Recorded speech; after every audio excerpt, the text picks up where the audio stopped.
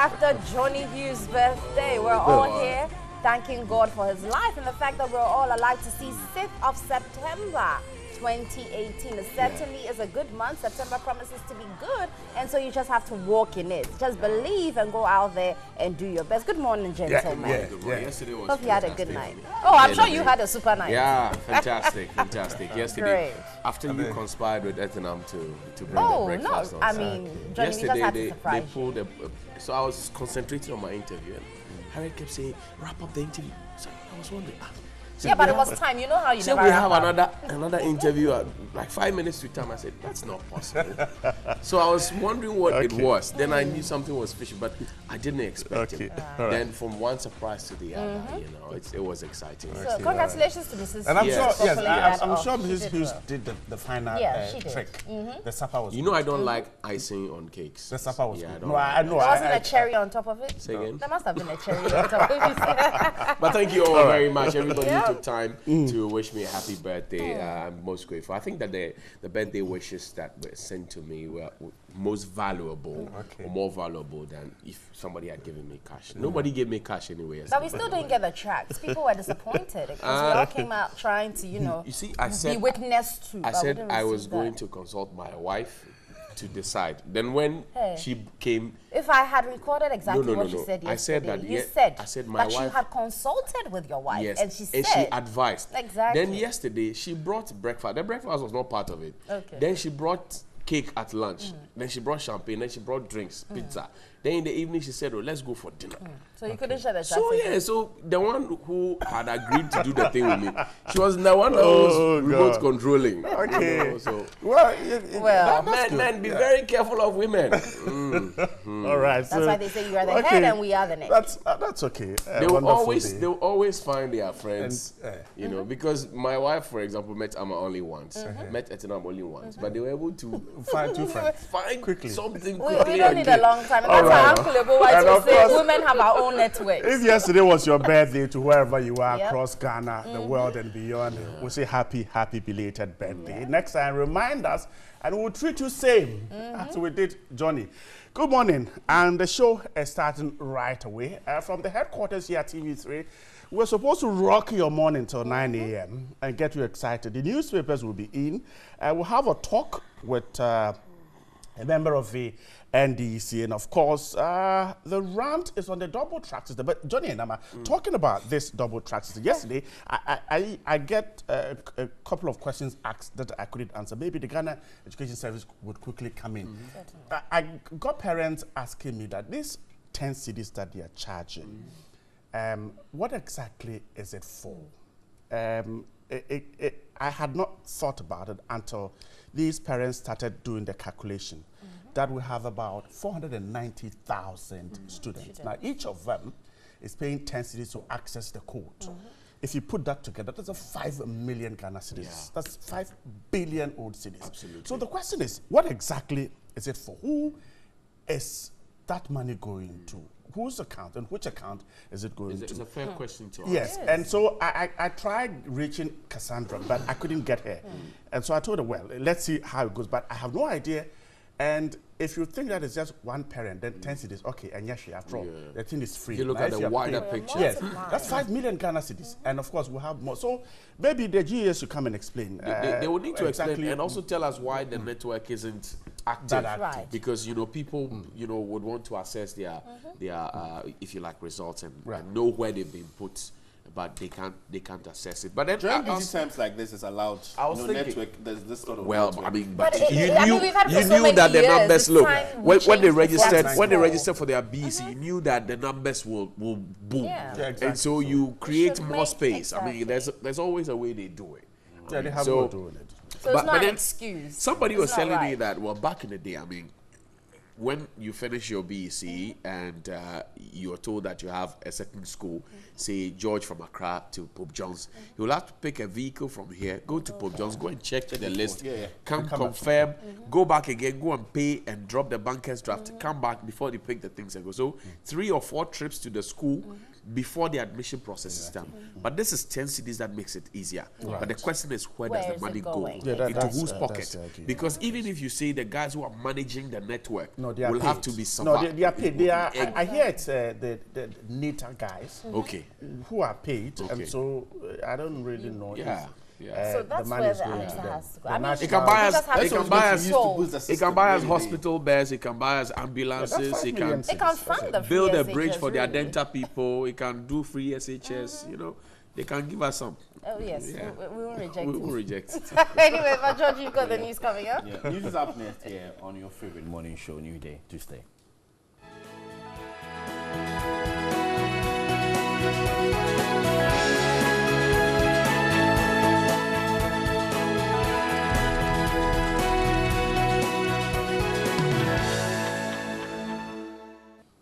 I'm Josh Quinn. We are live on DSTV channel 279, and coming up, family of 23-year-old lady shot dead in cold blood at Old Padama blames the police for her death.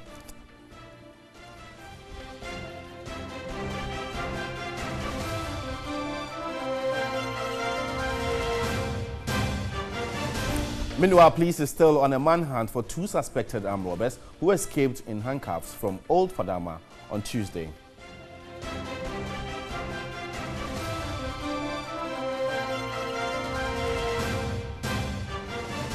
On the international front, a senior Trump White House official admits working to frustrate the president's agenda. We'll tell you why.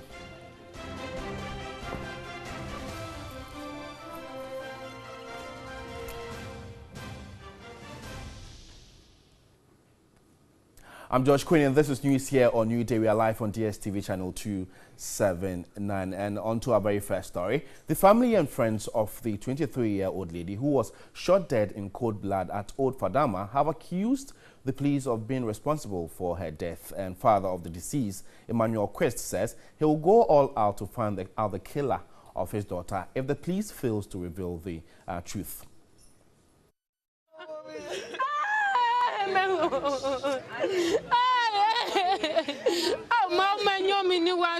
The lifeless body of the 23-year-old mother of 2, Charity Mao was found in front of this chemical shop at Old Padama Tuesday afternoon. She was shot through the eye at close range by a yet-to-be-identified person. Among scores of sympathizers at the crime scene late Wednesday morning was the mother of the deceased, Mary Tay.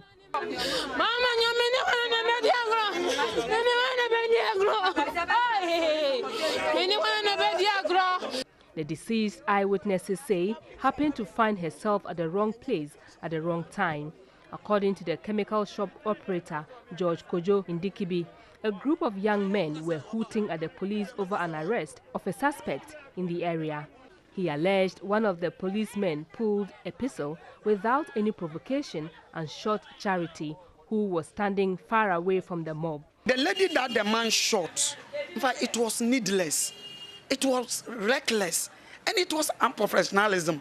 Because the girl, she was not with a stone, she was not with a stick, she was not with anything, and the people that was standing here too was not with nothing. George Kojo Indikibi also denied claims that there was a shootout between the police and the mob. I can bet you with everything that they did not attack them. They did not, but rather they were hooting at them. If they said they were hooting at them, for that one I will support. If they were coming on them, then you should have shot inside the mob. I want you to understand me. Not only one girl who was standing separately. But the Accra Regional Police has denied responsibility. What we are not sure of is which of the bullets hit the girl, whether it was from the mob or from the police officers, and then the IGP has directed that we investigate. The Aflawo-based father of the deceased, Emmanuel Quest, vowed to seek justice his own way if the police failed to reveal the truth.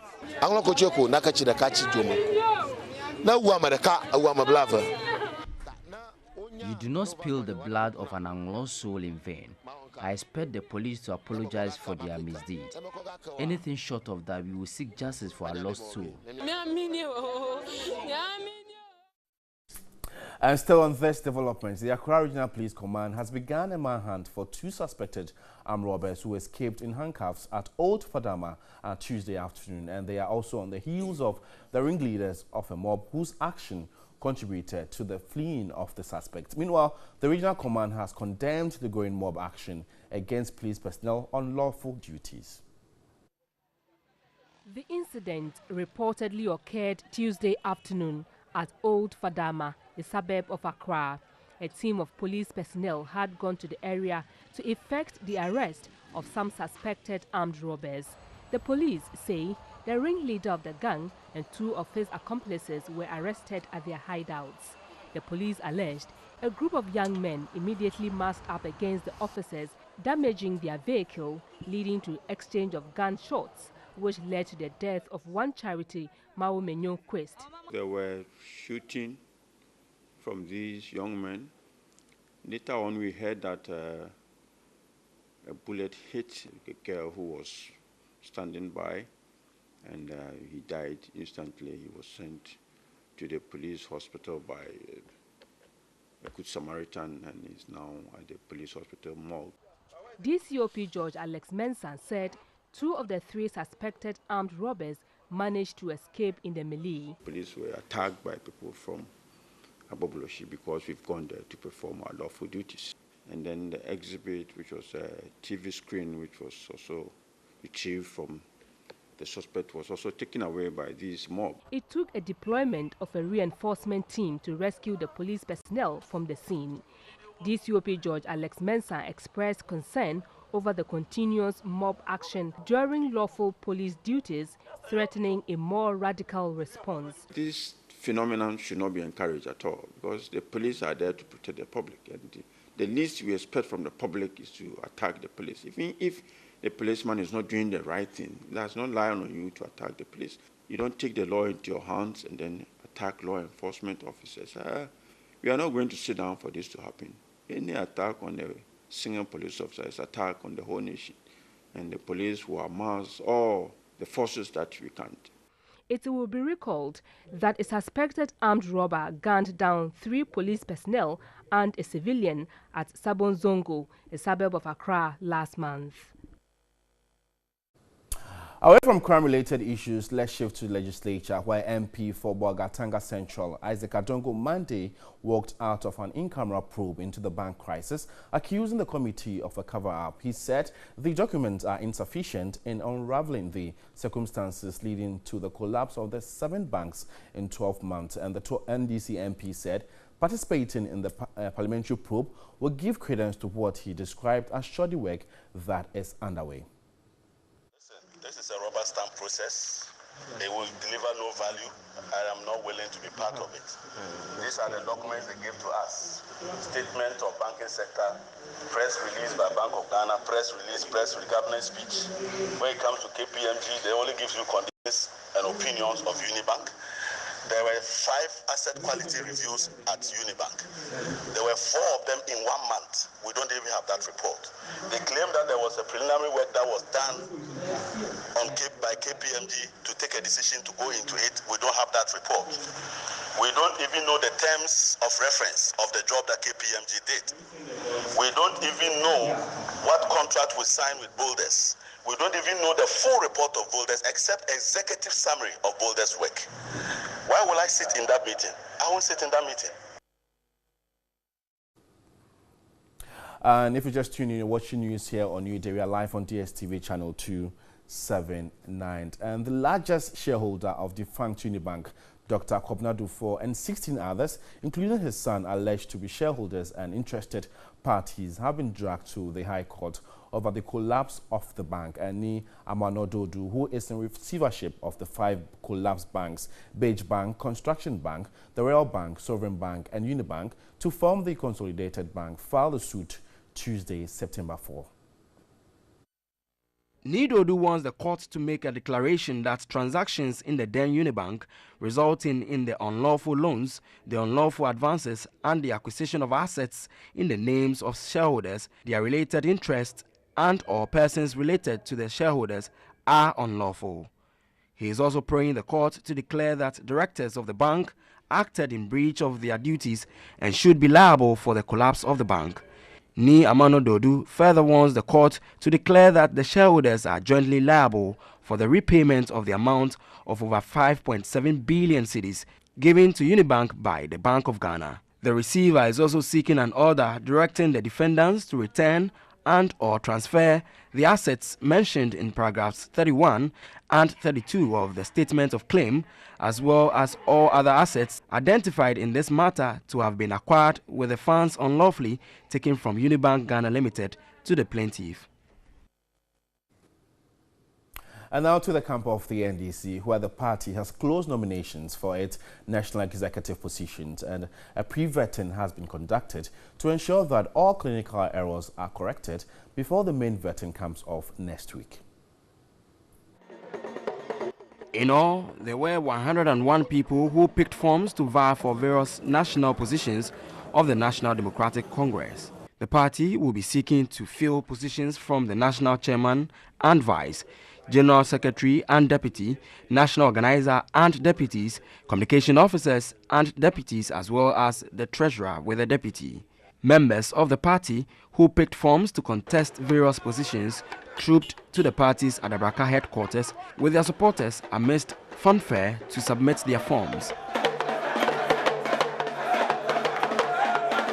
This year's contest presents several interesting dynamics, as some deputy national executives are either seeking to replace their bosses or take over from them. Among these officers are a Deputy General Secretary in charge of operations, Koku Anyudoho, who is seeking to unseat his boss, Johnson Esiedunketia. He was at the party headquarters with his army of supporters to beat the deadline. He insists he would defeat his boss. My conscience is clean, my heart is clean, and I know that God is on my side, delegates on my side. Like I said, the delegates will buy into my message.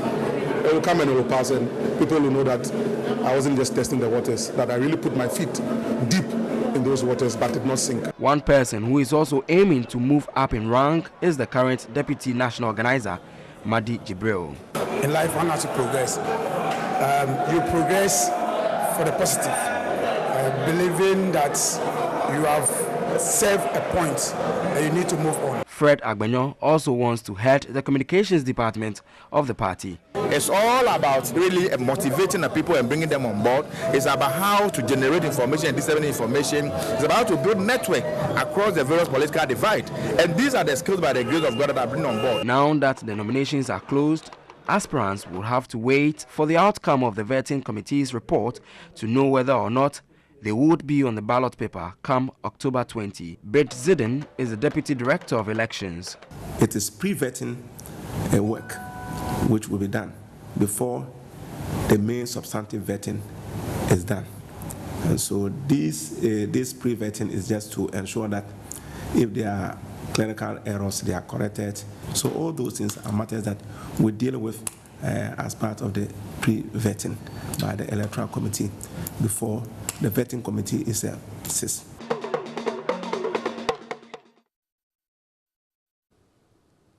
Away from the camp of the NDC, now let's talk Ghana-China relations, where Sinotrack International, China's first heavy-duty truck manufacturer, has signed an agreement with the government of Ghana to establish an assembling plant here in the country to serve both the Ghanaian and West African markets. And the Ministry of Trade and Industry, on behalf of the government of Ghana, signed the MOU with Sinotrack International at the Ghana Shandong Business Conference for the establishment of the plant. The general representative of Sinotrack International, Zhang Yuzhong, indicated that the company has a proud history of being manufacturers of a wide range of heavy-duty trucks, buses, special trucks, engines and their sets. The plant in Ghana, when established, Mr. Yuzhong said, will initially have the capacity to assemble some 1,500 trucks per year for sale in Ghana and the West African sub-region. We also know of Your Excellency's view on one district, one factory policy. We are also here with our development partners to go into Ghana with all readiness to participate in this one district, one factory policy concerning the delivery of cars. Our mission is to stay in Ghana because we have realized that Ghana is the heartbeat of Africa. Okay. So if we set up a car assembling company in Ghana, it will not serve only Ghana but the rest of the African countries. President Akufo-Addo expressed his delight about Sinotrack International's decision. So we're very appreciative of your interest in our country and its development. I think that whatever we need to do to be able to grow your business in Ghana, we're prepared to do it. Our country is a very peaceful, stable country, and we're strong believers in the rule of law in Ghana. Agreements and all understandings that you come to with Ghanaians will be respected. We have a good judicial system too, if ever there's a need to resolve disputes. And the Vice President says Sino Hydro Corporation Limited will not mine bauxite in Ghana after providing $2 billion for infrastructure in the country. Dr. Mahmoud Bamia said government has rather secured another company to conduct the bauxite mining for a 3-year period. He made the observation at the 2018 Ghana Economic Forum here in Accra. President noted that Sino Hydro Corporation Limited was not going to mine bauxite. He explained that part of the amount will be used to construct bridges and hospitals across the country. What this arrangement does basically is to say that we agree with Sino Hydro that they provide us our choice of infrastructure worth $2 billion. In return, the Sino Hydro Corporation, which is going to provide the infrastructure, is not the company that is going to mine the bauxite. And they are not taking our raw bauxite. He again explained that government has secured another holding company to construct a bauxite manufacturing company. Ghana will choose its own partner to set up the integrated aluminium development industry in Ghana. So the partners could be from the US, from Australia, from Canada, from China, wherever. Once we are confident of the capacity of the potential partners, we can enter into these partnerships with them. In another development, Dr. Muhammadu Bawumia underscored the mobile money interoperability system for all government contracts. The Ghana Economic Forum is to discuss fiscal discipline and macroeconomic stability to boost investor confidence.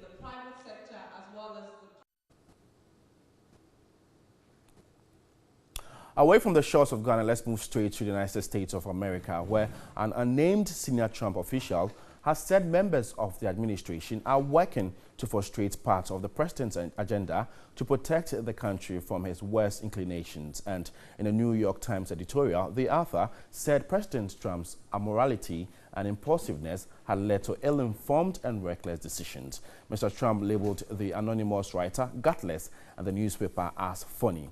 His press secretary said the mystery writer was a coward who should quit. The Times defended the editorial in a statement saying, "We are incredibly proud to have published this piece, which adds significant value to the public's understanding of what is going on in the Trump administration."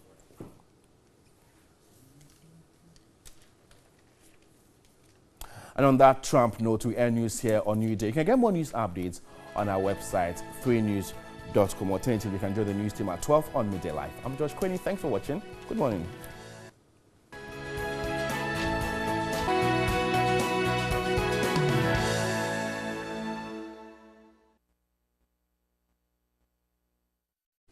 Welcome. Happy birthday to Bleobi Capito.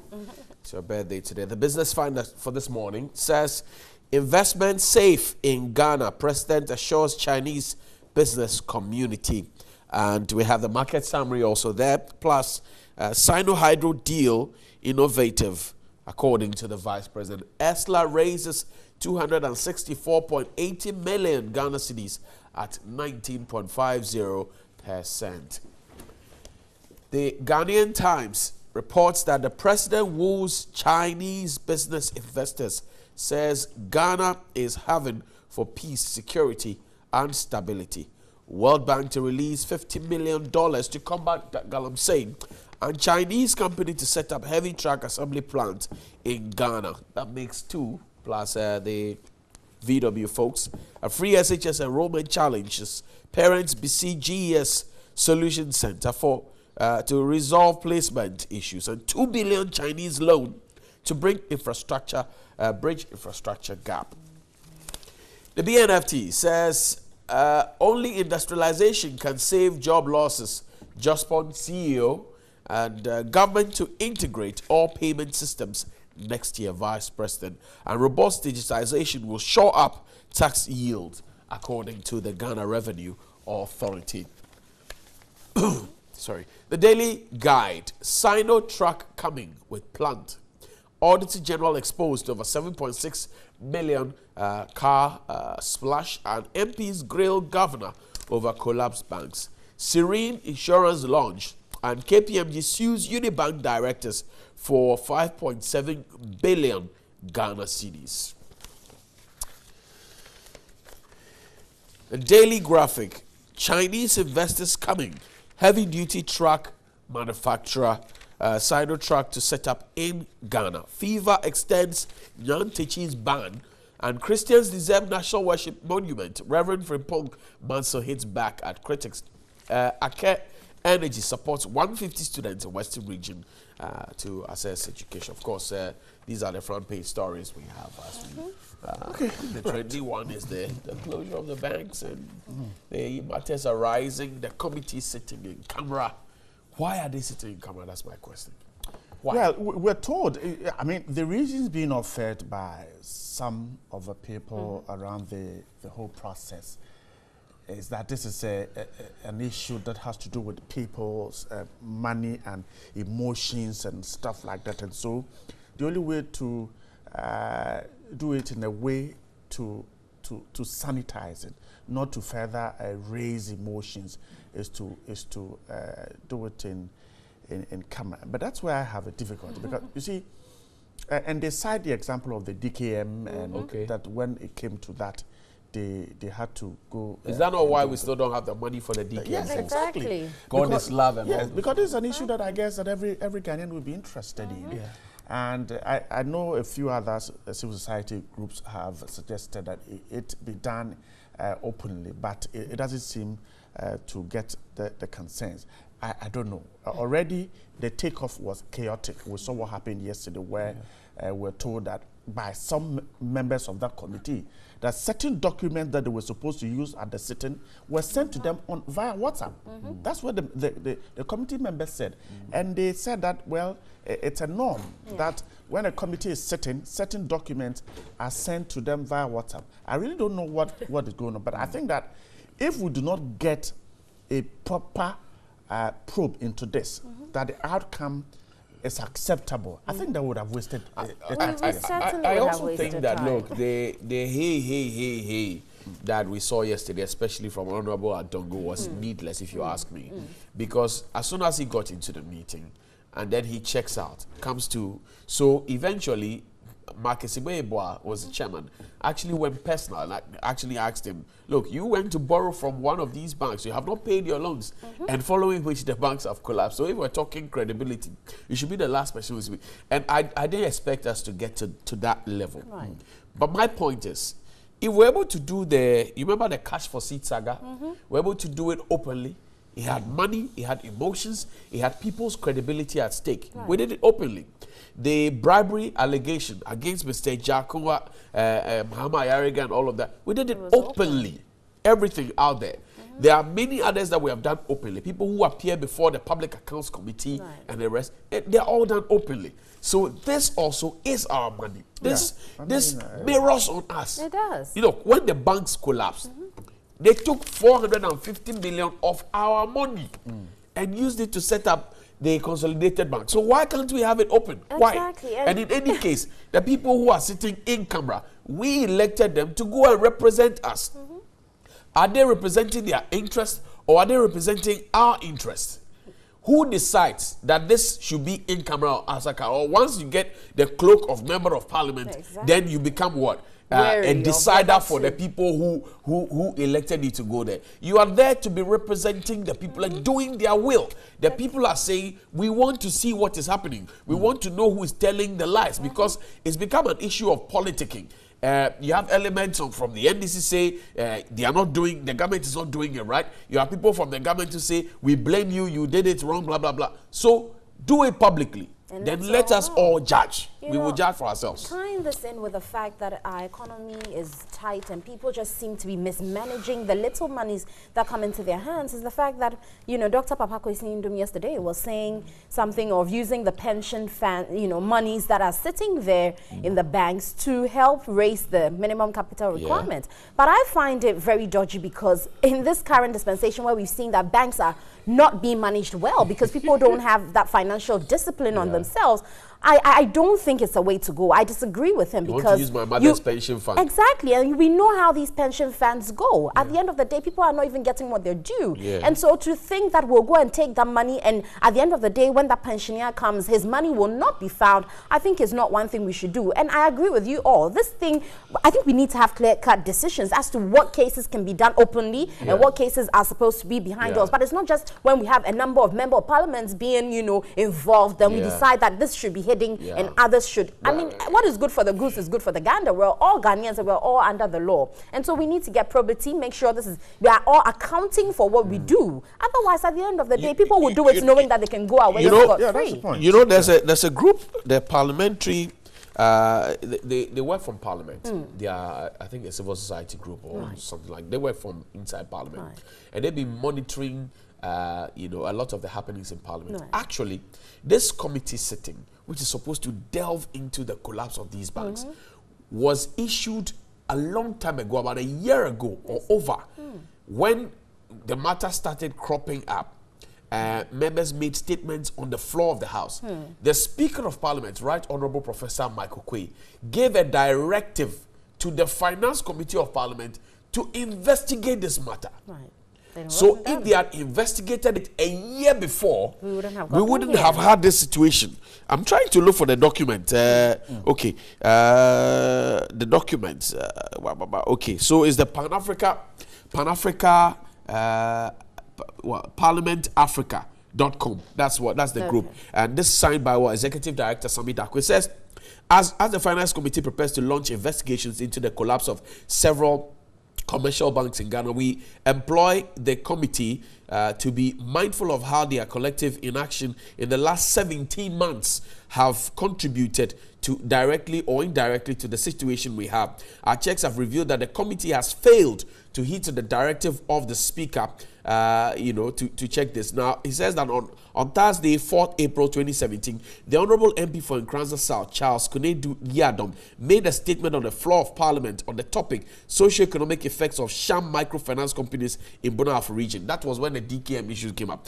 Number 2 says, following the aborted actions of State Parliament, which failed to bring closure to the matter involved companies DKM, Goddess, blah, blah, blah. Several honorable MPs made comments. And then the Right Honorable Speaker, upon listening to the almost 1 hour deliberations on the above mentioned statement, directed that it is useful to have this matter further looked into, particularly what happened today. So there was a clear direction for the Speaker. Why didn't the committee act? And today they want to sit in camera? Why? Okay. Anyway, but it's time for us to run. Let's move on and talk about the double track system and find out what your take is. It is yet to take off, but let's find out whether you agree or understand how the processes leading to this are going to go. And if you have any concerns, I'm sure people raised it as they ranted out there in the north with Zubeida. Let's find out.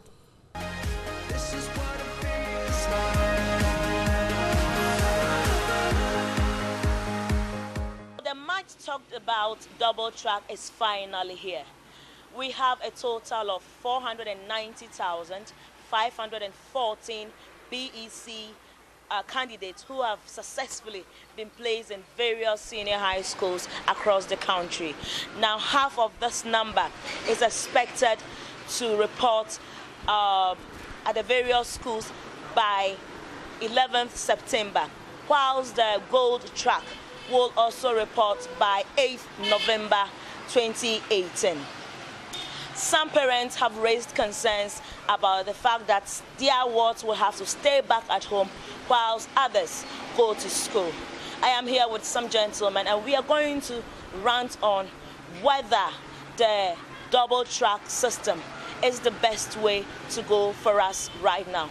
Gentlemen, very good. The welcome double on track us. system that the MPP is bringing is a catastrophe. In fact, it's a mess. You remember the 4-year program that they brought? It took government of Ghana a hell of time before they could reverse it back to the old system. So what are they talking about? So are you telling me that if a new government can be going to reverse this free senior high school? If that system is not favoring the country, the government who would come have to reverse it back to the old system. Yeah, my friend is messing up. Okay. On the issue of double track system, promise good people of this country that when we come into power, we will make the free SHS. Free SHS. First of all, so that everybody will be absorbed to secondary school. And that's what we have done. And the double track system, it will absorb more students into the SHS. First of all, why are they coming with the double track system? They said we did not need any infrastructure. It's because of infrastructure. That is why they are bringing that double track system. No. But they told us. Yes, okay, man, no marshal no part of Puniela. Government man, I found the promises cover Benanda. The me between Bezante Nanda Lala because I cannot lay double track system. Classes in Kani, in Chabatan Nanda, the Namaza. The two no government. Katina and Talina, Tebazan the Kana, I'm a bomb class in the ma, me class in the Mazel. This are Bima Zai cannot take a class in it. But catch one of the double track system, chunky chap chunka chap Jinianga. I'm a government Sogunda Isla, Tenenia parents. Government Sogunda Isla, I'm near Sukurti. Lala Shokote Maya, the Yala Day School. So Aizanga be Kamadibe Gushao, Kaizanga be in Chadene, Ka Aka Lord the end. Bima show chant and replacement, ma. Damn it, the problem Anyamia. Promise come on, Bambia Rezanima. Bento post Bishop Banya Tampunima. And I am to schools. No. They promised to build 100 schools in a year. John Mama. Which you failed. Even sister schools, you couldn't build. But Mahama is out. Now we are not talking about Mahama and Akufo-Addo. No, we are talking about the reality that we are faced with. That there's no infrastructure to absorb the students. And I'm telling him that they failed to build the schools. That's why we are. So why is the NPP not waiting until we have enough infrastructure, adequate, not enough, but adequate infrastructure? I be to implemented 4 years. I'm a come to Kurmanga 4 years. Ghana's number no free education man. Ama cannot 4 years. I'm a school zale. Can't implement it directly. Brought the double track system. That's why we brought the double track system to absorb all the students. No. Listen. Do you know the amount of money? Listen, do you know the amount of money parents will spend on extra classes? No. Do you want us to leave our walls? Why will parents spend money on extra classes? Is it necessary? For what? If you allow your child to sit in the house for so many days, you remember the child would be affected by social virus in the system. No. So if you don't want your child to be roaming aimlessly, you need to spend money on extra to sit for unless you allow your child to move just unwardly, because if you to compound houses woman the my foot in up ma yilma ko pumbe so wula ka o sinu ya onko be yilma ma be sambanani zonuma buchan do biye cha ambo bora amo be sukuru dina tarome oyan kuna yin pire onen no yin dabai shema ka agbada tato but it is not only for the master to protect your child. You the parent, you also have the for like what he's saying. It's a concern because, like I said earlier, we have some that are supposed to report in November, and so it means that from now till November, these kids are going to be idling about. So what is the guarantee? They will be reading small. So that is why I'm saying we need to spend money on extra classes. Look, MPP, the system they are bringing is simply mess to the country. It's causing more harm than good. MPP, they are not. How can free senior high school cost firsthand. What is free about this? Everything. The money that I'm going to put in my pocket, look, I will not pay school fees. I understand. All right. But that money, instead of me to use it to do something beneficial, You're going to use just a percentage of that for extra classes. You know the amount of money the tutors will take for extra classes. We now say that we want instead of now 10,000 plus for your child's school fees, and secondly you pay extra fees for extra classes. And now we made the school free. The 1,000 cedis that you pay, you use it to pay the extra classes. So there's no. School fees free. Can you come on? I cannot live in local people. Come work free. Free shall be a career. The summer be a mere that woman yell be yet to all new Malak Palang Bunny, Palang Zosa, and Lagbunny. And people number Mala Zosa, Bunny, Lozosa Bunmaya. I be so good not to be young. 41 days. Or had to learn well. Yes, it's semester program. Not so. It's a semester program. We wouldn't have been suffering all this if MPP were not known distractors. They would have been frank to Ghanaians that at this time we do not need free SHS. We needed to put in place infrastructure. We need it. So do you think that this whole thing was rushed or what? Is that what happened?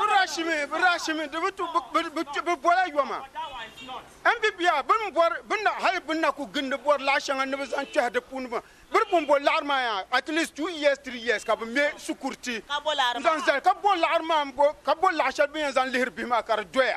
Then Saka implemented it. Zahar Borlim, so come boards the song. Ama Biku Bubun, Bukwan Ganas Yaya, never yet to Shalabanole.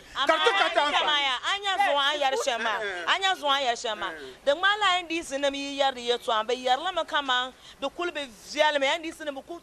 Tumla Talibans and free sinner. Ama is a Asian one.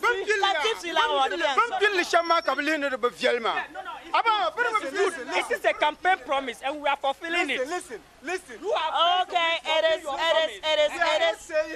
is a campaign promise, and then we are fulfilling. No, but campaign promise guarantee SHS is not good, but they rush in implementing it. They implemented haphazardly. No. That's the good way. So it is good, but it is haphazardly implemented. And MPP, they are always known of their rush in implementing policy. A policy may be good, but the rush. My parent, come be chance SSMA, come midi effect near Shelley. Understandable. Come in your parent, Pamian, understand, mammy. Catch me. Nipe condition kabukora be accepted me because I am beaucoup j'aime ne free education free be much free education be implemented transition the outcome in your boss entity we always introduce good social interventions in this country. MPP always implement good social intervention at the wrong time. No. Okay, gentlemen.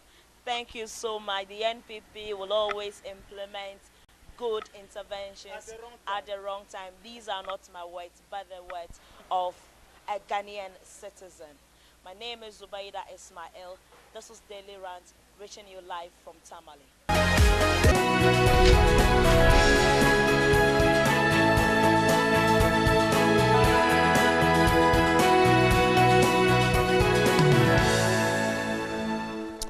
Right, thanks so much for staying there. Welcome back. And the newspapers are ready, and the Daily Graphic, the BNFT, the Daily Guide, the Finder, the Ghanaian Times, all of them. Very interesting and exciting stories this morning. We'll take a look at some of them. You have seen the pages already. Let me tell you who my guests are this morning. John Kuma is a member of the NPP and the Chief Executive of the National Entrepreneurship Innovation Program. John, good morning, and grateful for your time with us. Thank you. And Sami Jemfi is also a member of the NDC communication team. Good morning, Sami. Good morning. Grateful that you are here. Let's start this morning with the bank story. Daily Graphic, the Guide, and the Finder, all of them have that story. a quick look at them. If you take a look at the Ghanaian Times on page 4, it talks about the same story where we're told that the NDC member of parliament for Bolga Central boycotted the probe. He suggested or said that the proceedings were a mere rubber stamp process, and he said it will deliver no value, and I'm not willing to be part of the process. He has complained about the fact that certain documentation and records to assist members of the committee with the probe were not given. Yesterday, we heard about issues with documentation there. Now, if you take a look at the guide on page 3, the story says that the Finance Committee of Parliament yesterday grilled officials of the Bank of Ghana, led by Governor Dr. Ernest Addison, over the recent collapse of 5 indigenous banks, which have now been amalgamated into the Consolidated Bank of Ghana.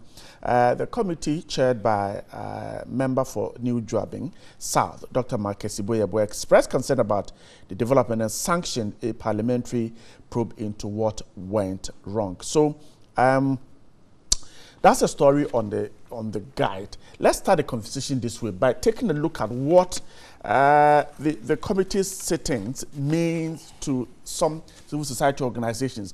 John, let me start here with you. Some have suggested, first of all, that this sitting should have been made public. What do you think? Yes, good morning to viewers. Good morning to my friends. I've heard the arguments for the public showing of the sitting, and I've also heard the argument against it. I think eventually decision was taken that it should be held in camera. Financial issues have a lot of implications, and already I think a few percentage of the population is banking, and people don't really trust the banking system. So the fear is that if you allow people to follow in detail some of the gruesome activities that led to the collapse of these banks in terms of mismanagement and inappropriate banking activities that went on, it may further discourage so many people who are already not banking.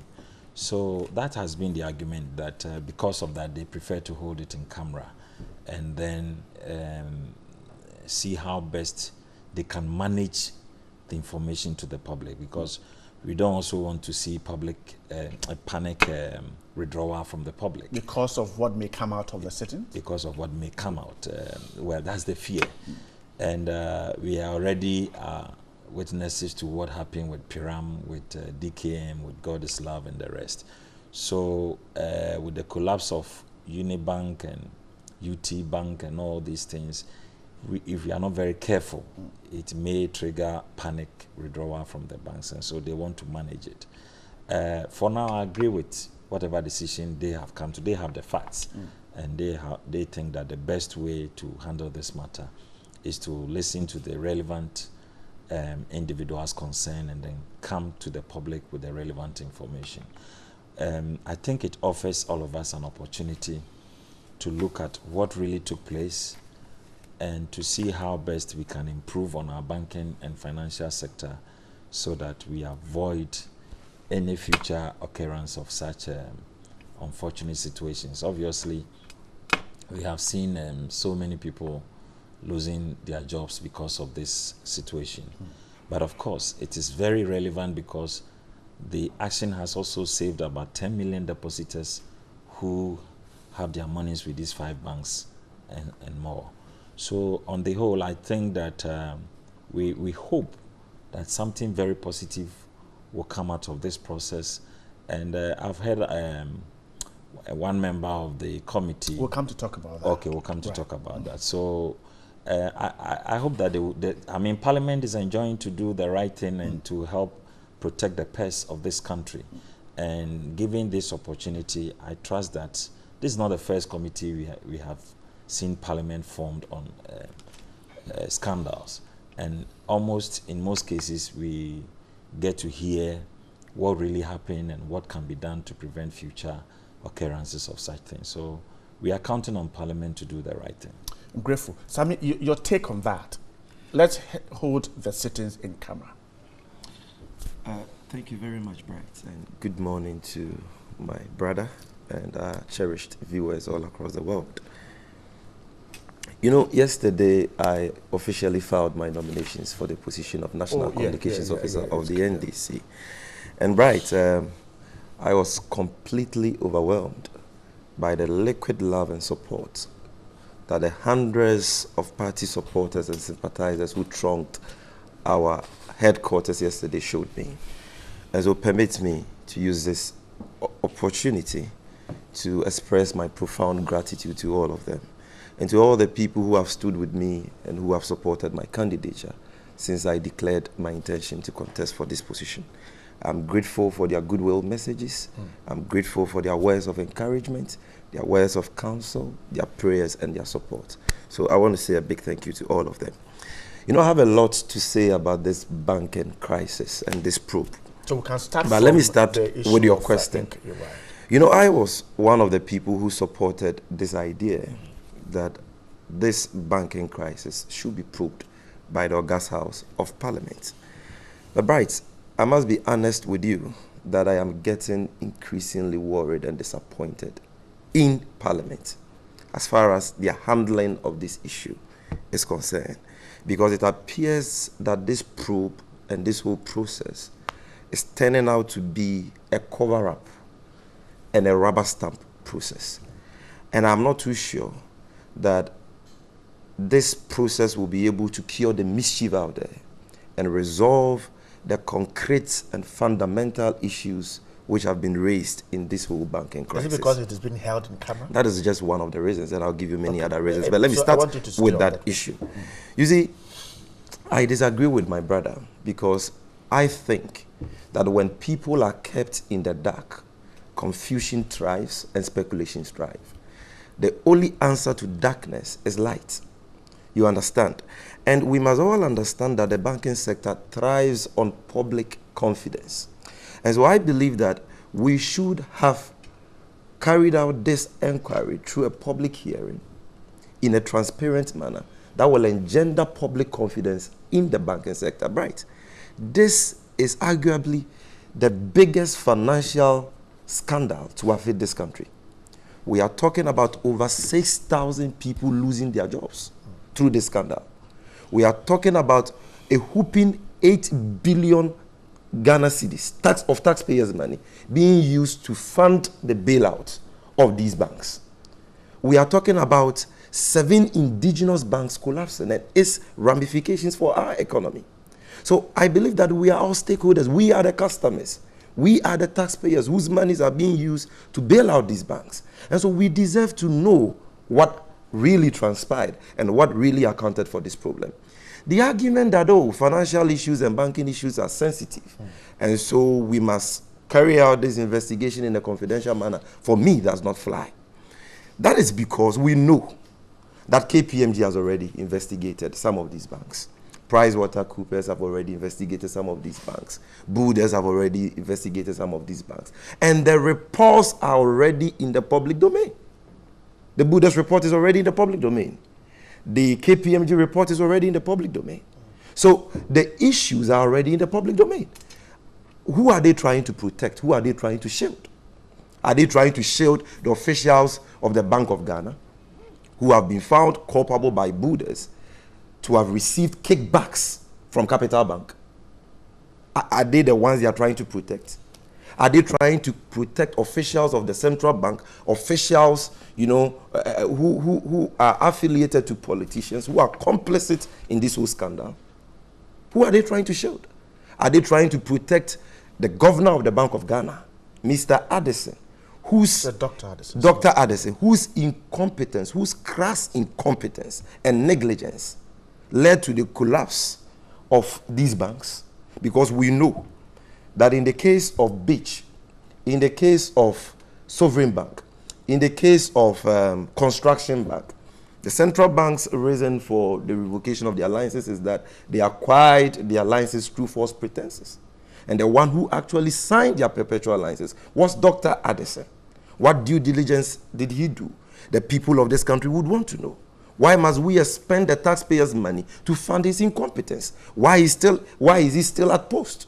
You understand? So I believe that these are very grave and serious issues that the public deserve to know. And the only way that we can, generate some confidence in the banking sector is by shedding light on some of these things. And so his argument that it will rather trigger panic withdrawal. Not at all. That's the argument, not that of John. I completely disagree with him, because if he's attuned with the happenings in the banking sector, I'm not sure he will say that. No, it's not John. The panic button has already been pressed. The thinking of those who said the reality is that the panic button was pressed long time ago because of the incompetence of this government. You understand? When they came out and told the people of this country that over 8 banks were struggling, when they came out and told the people of this country that most of the indigenous banks in this country will not be able to meet the new minimum capital requirements, when they came out and sought to victimize some of these banks unjustifiably, they pressed the panic button. When they appointed an administrator for Unibank in the way and manner they did, they pressed the panic button. That already led to a run on these banks. Do you know that at the time KPMG was appointed as the administrator for Unibank, the gap in the books of Unibank was about 500 million Ghana cedis. The administrator was supposed to steer the affairs of Unibank and restore it to regulatory compliance within a period of 6 months. 4 months after that, that gap had increased from 500 million to 1.4 billion. So the condition of the bank had been worsened, and that totally belied, the whole objective and rationale for the decision that the Bank of Ghana took. So this government has not handled these issues, well at all. And I believe that we should not try to protect or shield anybody. The facts are already in the public domain. Let's shed light on them and let's engender public confidence in the banking sector. Now let's get into the details now. John, you can react, but let's also tie in what happened yesterday about the sitting itself by a quick reaction if you want. Yes, it's so interesting when you hear the NDC talk about incompetence. Incompetence and in respect of the financial management of this country. They sat over DKM when millions and millions of Ghanaians lost billions of cedis. And what was their record? They sat over Piram. We are not prepared to sit over dissipation of people's money. We have preserved the funds of the over 10 million depositors, and their funds are preserved. That is what Ghanaians are looking up to, that you don't make them lose their funds. So no panic withdrawal button has been pressed. I mean, clearly, everybody knows that funds have been preserved. You think otherwise? I think otherwise. And the good thing is that we are entitled to our opinion. We are allowed to disagree. But what the committee has put out there is that they think the best way to address this problem is to hear the matter in camera. He says that some reports are already in public domain. That's not in question. And even the hearing in Parliament is also in the public place, because Parliament itself is a public institution. No, it's in camera. Well, the hearing is in camera. Yes, the hearing is in camera, but for Parliament to hear, it's a public matter. That's the whole point. So it's not a question of whether it's in public domain. John, let's get it clear.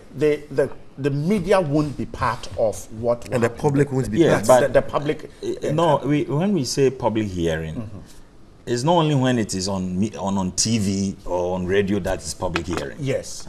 The fact that Parliament, which is a public place, has called them to inquire about what happened is itself a public hearing. So if you are talking about the mood of hearing, that is where there will be differences. But I'm saying that whatever approach is being adopted is to ensure that we minimize our losses as a country, because already we know the implications of some of these things when they come out.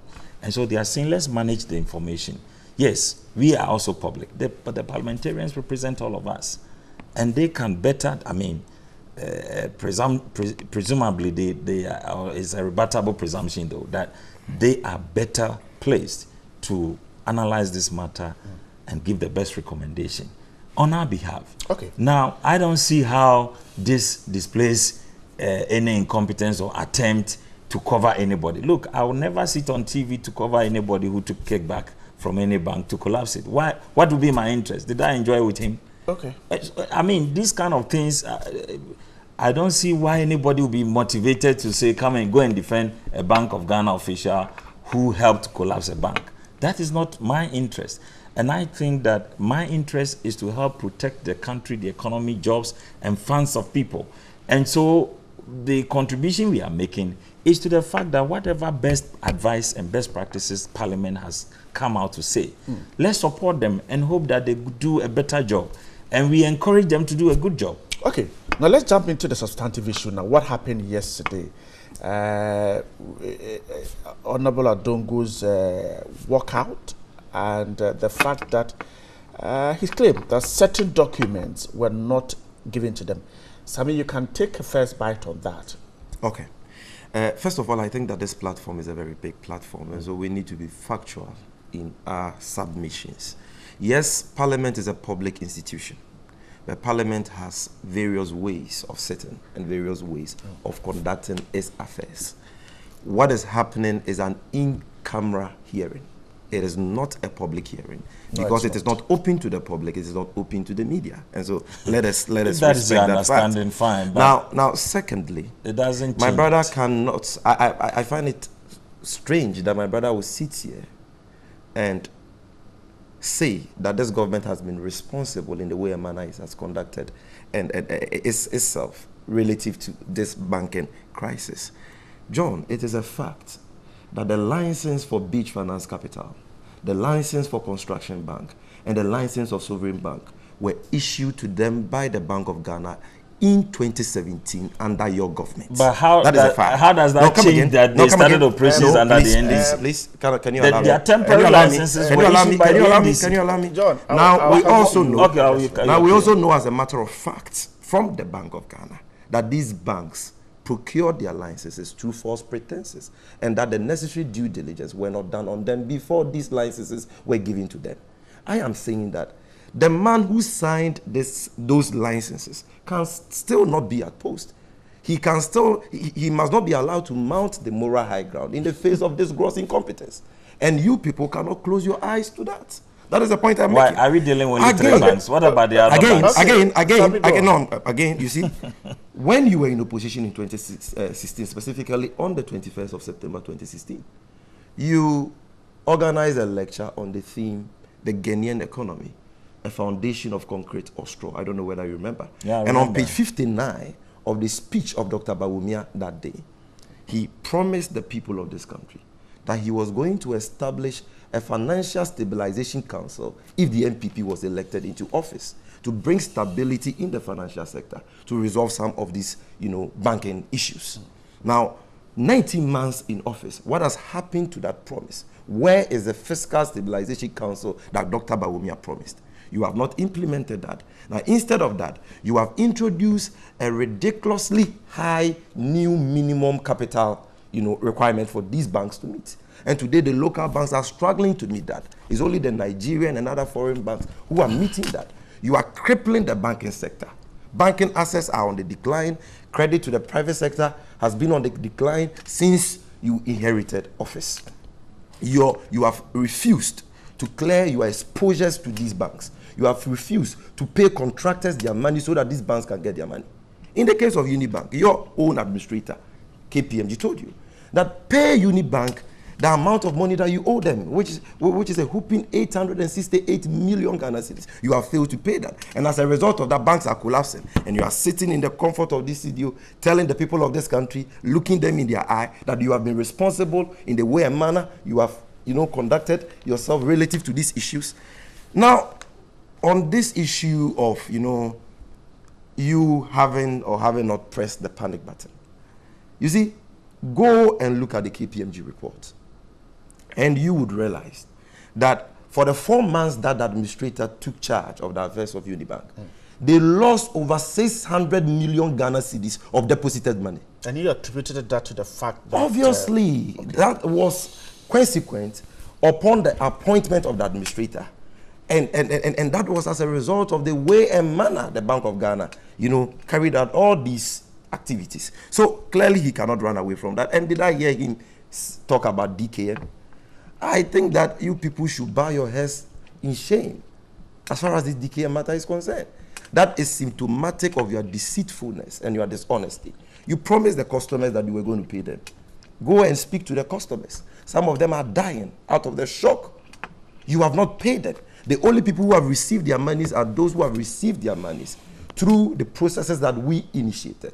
Rather, officials of your government have turned around to buy the assets of DKM, which should have been liquidated to pay customers their money. You know that for a fact? Yeah, I know that for a fact because the High Court in Sunyane, has quashed one of such transactions where the bodyguard of the former Afro regional minister, Asoma Cheme, the bodyguard is called Feza, bought one-story building which is just opposite the Sunyane Coronation Park, which belonged to DKM, under some strange, and unlawful conditions that the High Court had to come in. And it will interest you to know that it was their own regional youth organizer, now vice chairman, Abronye, who took the matter to court. So you have handled that issue very poorly. Now, on the issues, that you have put before us, my other disappointment in this whole probe has to do with the fact that Parliament is telling us that they are not going to invite the directors and the shareholders of the affected 7 indigenous banks. I think that is not good enough. Because, you see, the lawyers, he is a lawyer, and they talk about, a rule of natural justice called odi oterem pattern, that you must always strive to hear the other side, and that you cannot judge a man unheard. I think that it would be wrong for the August House of Parliament to base its conclusions on the account of the Bank of Ghana alone, especially when the Bank of Ghana itself is complicit in this matter. And so I would have loved that Parliament would have listened to the other side as well, so that we could ascertain the veracity of the claims that the Bank of Ghana are making. Okay, so let me do a quick reminder. The chairman of the committee has suggested that if the need arises, then I think that they must do that. They will be invited. I don't think that that caveat. So let's put that. I don't think that caveat was even necessary. I think that it is in the interest of the public. It is in the interest of this group to invite them. Instead of waiting for a need to invite them. Of course, because their side must be heard. In the case of Unibank, you look at the arbitrariness and the unfairness with which the Bank of Ghana has conducted itself. That the Bank of Ghana will base its decision to collapse Unibank on an unverified, inconclusive, one-sided bogus report. In 20 seconds. You understand? And there again, look at the issue which came out yesterday. That even the essential and relevant documents that members of the committee needed to assist them in carrying out this probe were not even provided. Look at the fact that Parliament is telling us that this probe is going to be for a duration of only 3 days. I stand to be corrected. But in your honest opinion, do you think that 3 days is adequate enough for Parliament to do a thorough job and to unearth all the facts for us to resolve all these issues? You understand? Nothing, and in all these discussions, I've listened to communicators of the New Patriotic Party, communicators of government and all that. Nothing is being said about the welfare of workers of these banks. Over 1,000 workers of UT and Capital Bank have lost their job over a year ago. Didn't hear the labor ministry was meeting them. No severance package has been provided them. Their entitlements have not been paid, and this government simply does not care. They are clueless about how to resolve this matter. Okay, I cannot. Let me take a quick break. When I come back, John will do a reaction to the issues that you raised, and we'll continue the conversation. Stay right here with us.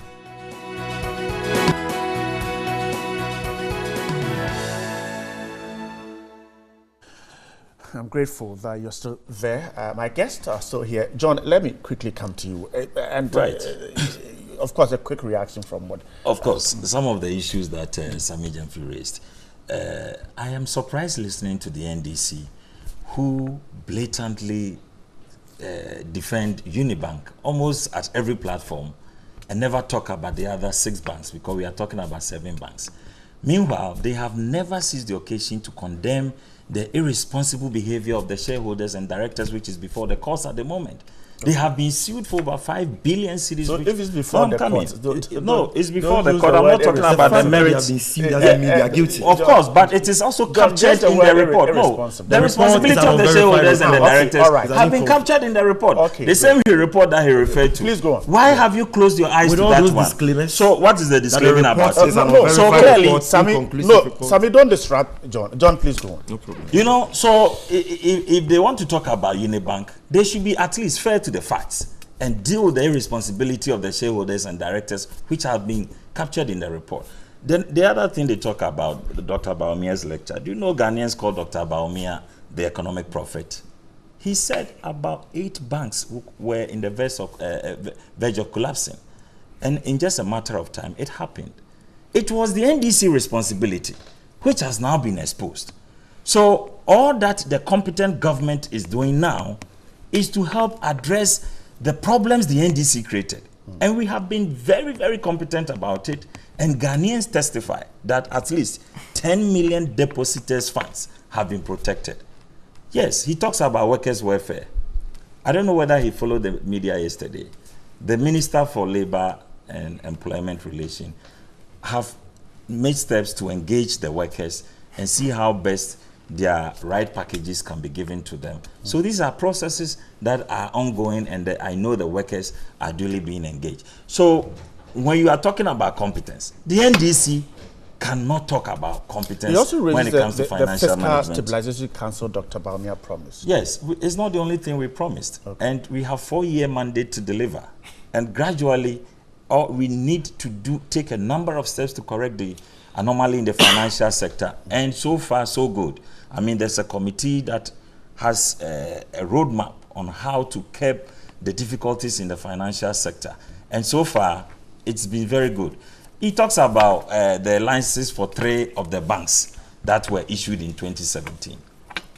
Bright, have you heard about people getting even their university degrees, and later some discoveries are made about how maybe a fraudulent document was, or examination was cheated, and later their certificates are revoked? Haven't you heard that before? I have. Yes. So let's even grant it that they made a mistake, and that they were falsely misrepresented to believe that they had a certain amount of money in place. And then the same bank, upon its own due diligence, discovers that no, these banks were wrongly issued licenses, and they go back to revoke within reasonable time. How do you call such person an incompetent person? Okay. And we are, if 3 of them, and even these 3 banks got their temporary licenses under the NDC. That one, they conveniently refuse to talk about it. And the funds that we are complaining that have been managed, they were given by the NDC government to these banks. Our own money, tax monies, were taken. This Capital Bank alone was giving 620 million Ghana cedis tax money by the NDC government. It's not a normal process. I don't think that is normal. You can apply to it's an irresponsibility. That is what this government has refused to do. That instead of carrying taxpayers' money for banks who are mismanaging the funds and sharing it amongst themselves, you should rather take firm step to either close it down and open better avenues to make sure that the banking system runs better. So we are taking the bull by the horn. The government understands exactly what it's doing and will not kowtow to any corruption and creating and sharing and looting, which is what was the case under the NDC. He's talking about kickback. Who got the kickback? The funds was given under the NDC. He said there was kickback to Capital Bank. When was the kickback done? No, in his government. He didn't mention Capital Bank. So he mentioned it here. You can play it. Didn't you say Capital Bank? He said it. Yeah. Here, the Capital Bank gave kickback to officials of Bank of Ghana, and that we are here to defend it. That's what he said. So who gave the kickback? And why did he have to give a kickback? It was your government that gave them the money. And it was our tax money. We will never do that. The NPP government will not take tax money and give it to a private bank to go and mismanage it. We will take steps to preserve the corruption, the creating and looting and sharing that the NDC have done. And they should, the least they can do is to commend us, and not the criticism and the baseless allegations that they are making. Okay. The workers' welfare are seriously being looked at, and I know that the minister in charge is engaging the relevant stakeholders, And over time, we'll be able announcement will be made. Let's wrap up on this one, Sammy. Quickly. We don't have a lot of time. It's very pathetic. Quickly. But answer that one. Did you say that capital... I will deal with that. He said I want to start quickly, with the we issue don't have of the workers' welfare. welfare. I will do that. I will do that very quickly. Smart about it. It's very pathetic listening to the submissions of my brother. He says that, oh, the Ministry of Labour is engaging the workers. How many years, how many months after the workers have been laid off? When were they laid off? Almost a year. Oh, that's not true. So that is not true. You see, you no, wait. But Bright, correct that fact. Okay. It is not true. Can we? You calm down. I said so almost. In the case of Capital and UT Bank, we are into the second year now. Yes. In the case of the 5 banks, exactly. Just about so 6 months. But who are we talking about here? We are talking about workers. No, Gentlemen, calm down. Let's go on. I think the facts are well known. I'm speaking about the 1,000 workers of UT and Capital Bank but who are only affected workers. They are not only affected workers. Ago. You understand? Okay, At least now you they are are the ones who have come out to complain about the fact that no severance package has been given them, their entitlements have not been paid, and so on and so forth. It's been 1 year. You've sat down aloof without doing anything. You have not shown any sensitivity to their plight. You cannot now be adopting this firefighting approach and be expecting us to applaud you. Which one is the firefighting? We will not. The minister is engaging them. We will not celebrate this mediocrity. Don't disrupt Samir. We will not celebrate. Just a few minutes so that we will not celebrate this mediocrity and insensitivity. Now, again, quickly, your last point. He says that we provided liquidity support. Let us be factual. If you have an understanding of how the banking system operates, you will know that liquidity support is a normal practice. It is abnormal in these circumstances. Read the same report. Let him read the same report that he's talking about. It is abnormal. John Kuma, Unity Bank alone receive 5 billion. Can you allow him? Now, you that's see, abnormal. John, what is liquidity support? It is more or less, in simple terms, it's more or less a loan facility provided by the central bank to these banks. It's a loan. It is not free money. The banks are expected to pay back those monies. And when they are failing, you keep giving them. And so when Mensa Otabel's Capital Bank chose to use that liquidity support to pay, kickbacks to officials at the Bank of Ghana, you cannot be blaming the government of John Dramani Mahama for that. And again, please, of course, then he must be blamed. Please, let me wrap up. Last point. John, if you are not admitting you took kickbacks. John, did I hear you call Dr. Bawumia an economic prophet? Oh, yes, and that's why Ghanaians call him. Then he is indeed a prophet of doom. Oh, why? Because you were mismanaging it and he confirmed it. Let's have a decent program. Let's have a decent program. John Kuma, you're a lawyer. Let's have a decent program. If you can calm please. down. Let's have a decent program. The heckling is becoming too much. So that one or two. Get our viewers. He called me. Did I hear let me you? Finish. You called me. Let me I was sitting myself when you called John, me. that's okay. I'm saying that he's a prophet of doom. And it shows how incompetent and negligent he has been. Because if he saw this problem afar off years ago and predicted it, what measures have this government put in place to resolve these problems? He promised to establish a financial stabilization council. Where is that council? It will happen. He promised stability for the financial and banking sector. Where is that now? Okay. So I think that these are that's only on the prophet of doom. Let's move on. John, I'm sorry. I have no more minutes. The economic prophet. I have the nurses and the whether you call it prophet of doom, the Daily Graphic is reporting that government 2 billion barter arrangement with the government of China for bauxite in the country will not encumber the budget and the country's debt stock. That's the vice president talking. Rather, he explained that what the arrangement sought to do was to use a fraction of the country's bauxite to get infrastructure that Ghana lacked. He said that's Dr. Bamia, that don't allow cynics to throw dust in your eyes about the viability of the arrangement, but to deepen the understanding on the matter. That's it. John, quickly, because we ran out of time. The vice president says this arrangement is good. It's not just good, it's also very innovative. That is one thing that... Why is it innovative? Well, it is innovative in the sense that it's not a typical traditional kind of loan arrangement that any nation makes in a bilateral relationship with another country. And that is what has even made the NDC more confused. And they are writing letters to the IMF and they can't believe that this is a system, an innovative barter system where we exchange a percentage of our bauxite instead of giving it to one person like President Mohammed's brother alone to go and mine about 15% of our bauxite in Unahini. Yes, he defended it. Instead of wasting our resources to our family and friends. John, are you suggesting that because the president brother he can't do business? We should do genuine business. We should do legal business. How do you prove he has done genuine business? But that's what we are talking. It has been passed. He even got it without parliamentary approval. That was an illegality. John, he defended it. He knows. I think John, you are being unfair. Oh, these are facts, right? Yes, these are facts. Yes, but if you say that the court has pronounced that if you are the he got that concession without the parliamentary approval which was required. So that was an illegality. Okay, so instead of giving the concession to President Mohammed's brother, the NPP government is taking just 5% of it in exchange or in barter arrangement for infrastructure development in this country. We are talking about roads, hospitals, clinics, schools, so many things that will help improve on the development of this country. If he does it, it won't provide the same jobs? No, he's not. He was doing it for his personal benefit. He can do it all alone. Well, that is what he was doing. It was to his private. Yes, it was his private arrangement, and whatever only the he president got. Brother will mind the yes, that is what he was doing. It was for his private gain.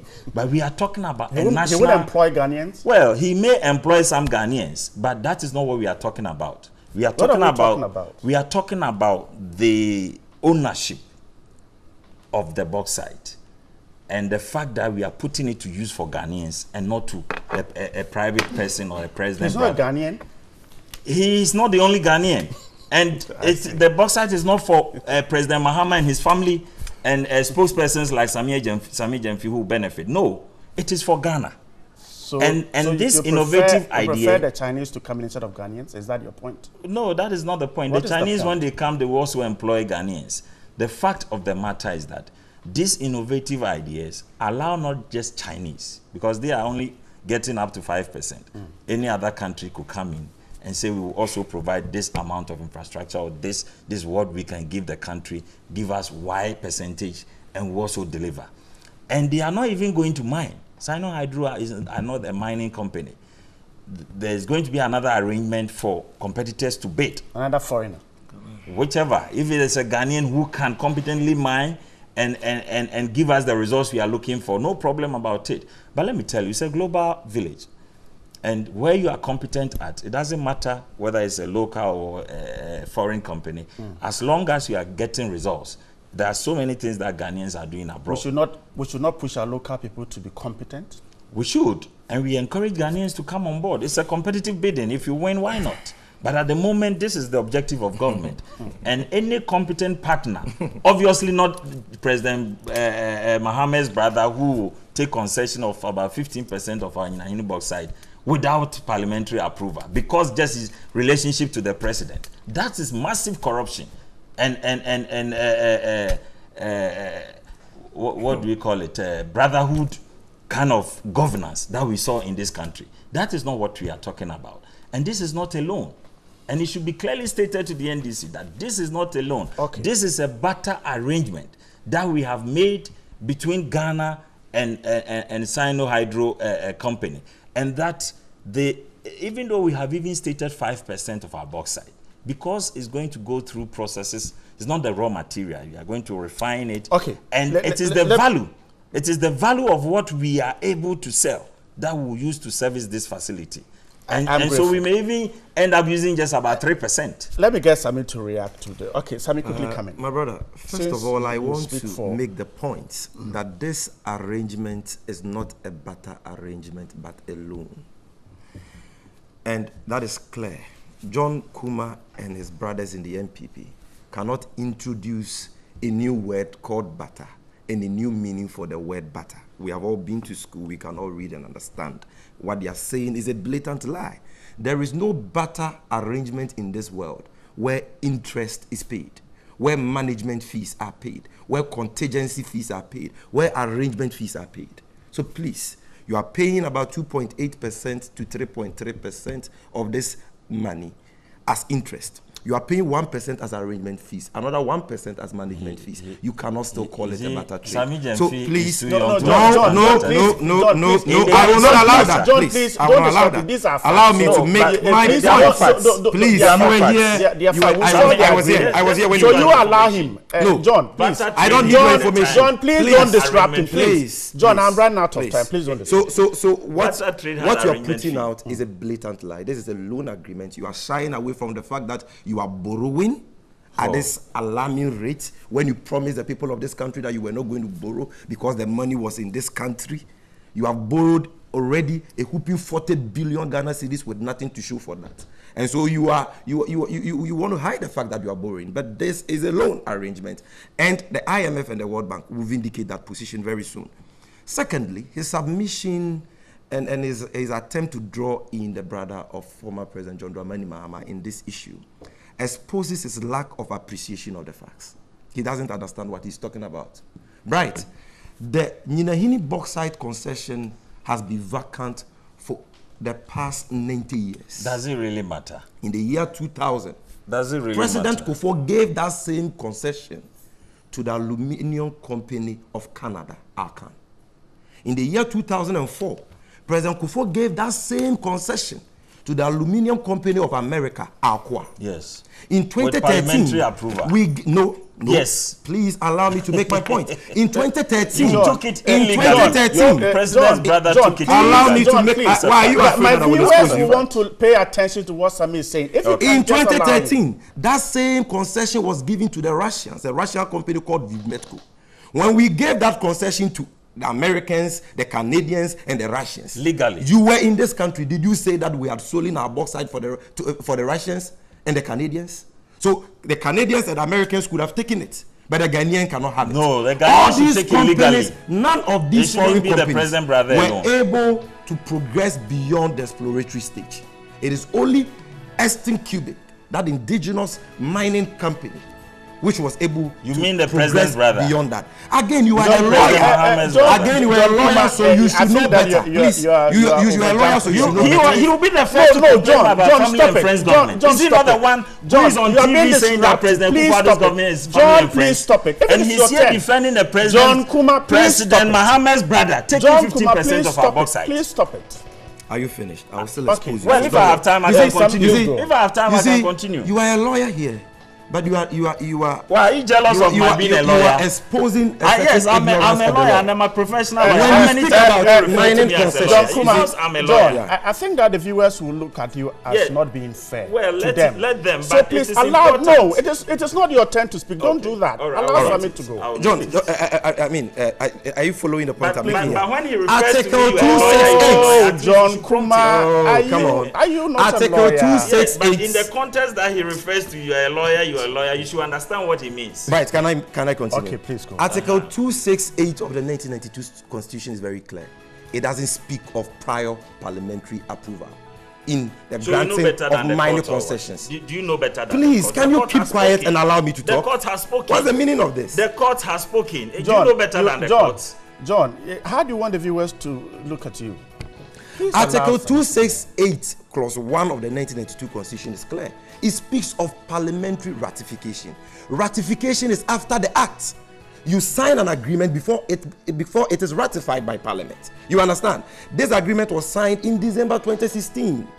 You were supposed to take the agreement to Parliament and get it ratified. If you have not done that, you cannot blame a private company for breaching the law. And let me put on record that no court, you see, that is why I'm saying you are ignorant about this issue. No court has said that Aston Cubic procured its mining leases illegally.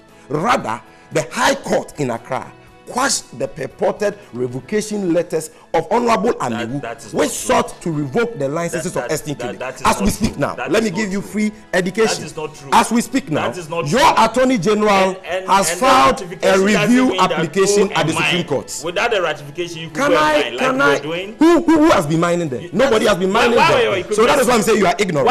Let me make my points. You cannot steal the nation's resources for your brother. The equipment were seized on their way to the bauxite concession government. Because you have written to the company to President Mohammed's no mining not the only activity person has happened entitled there. to mine in this country. Bright, can you stamp your authority on this program? Because I think it's becoming unnecessarily disruptive.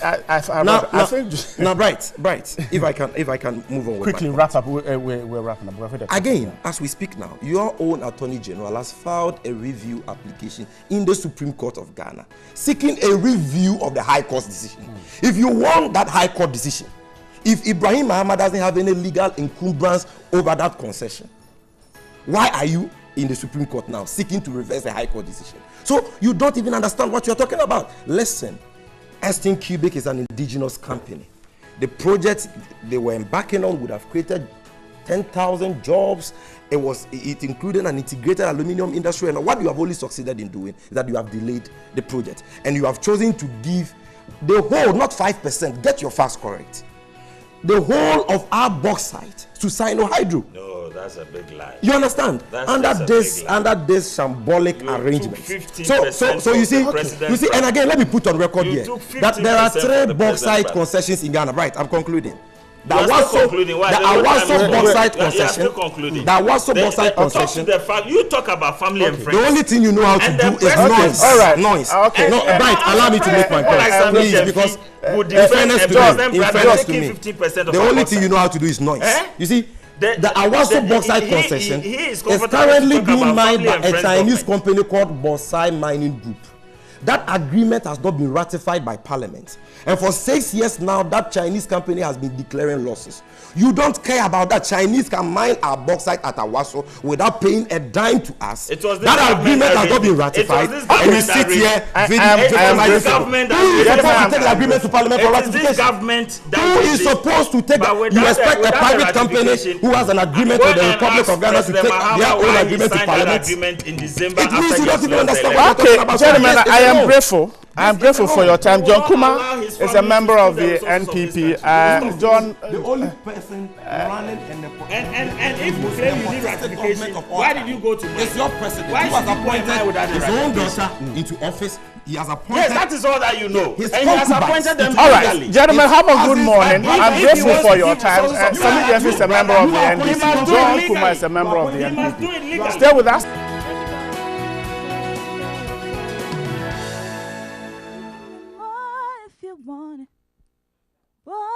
Saying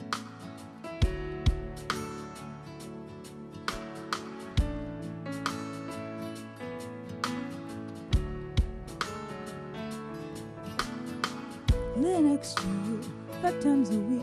You know exactly what to do to leave me weak, but that's all there is to this. That is all.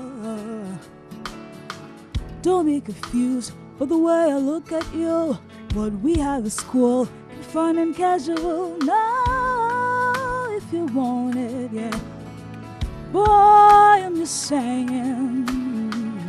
No, when you're ready, I can be yours. We can be more if you want it. Boy, I'm just saying. No, when you're ready, I can be yours.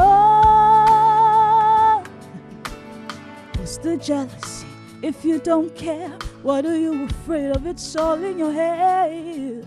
Yeah, yeah.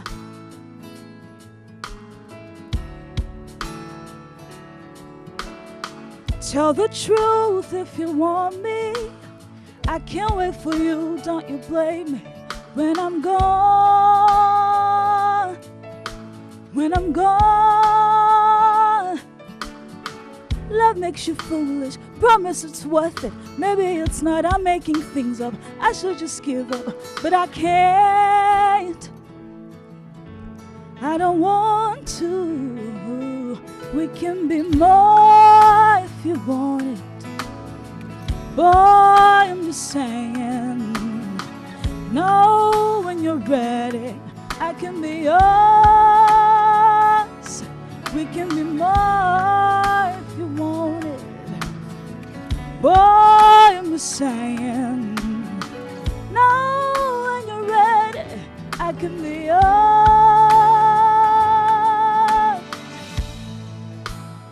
Right from the jump.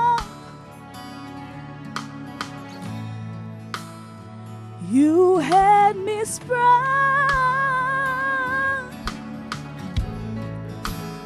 I did love. Oh, I've got Maya in studio joining me. But tell us, when we say Maya, who is she? I'm an Afro soul singer songwriter.